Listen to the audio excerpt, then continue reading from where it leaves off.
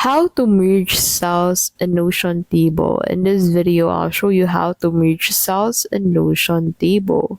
Merging cells in Notion tables isn't as easy as Excel or Google Sheets, but here are some workarounds on how you can do that since you cannot basically merge cells on a table on Notion. So to get started, go ahead and open Notion into your browser. Head over to the workspace where you want to merge cells. Scroll down and head over into that section. And then go ahead and create a new table in here. So you can go ahead and enter slash table.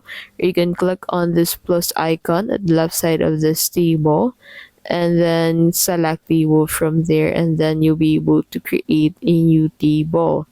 So what you'll need to do to imitate or copy the look of a merge cell on table, you need to go ahead and set the first table into to cell table type and set it to header for this to act as a header, and then on the second line you need to go ahead and add as much cells as you need since we want to imitate the look of a normal merging of cells in here. So that is how you can basically merge cells in Notion tables. You can basically not, but you can try out this workaround as a solution. If this video was helpful, please don't forget to give this video a like and subscribe for more videos like this.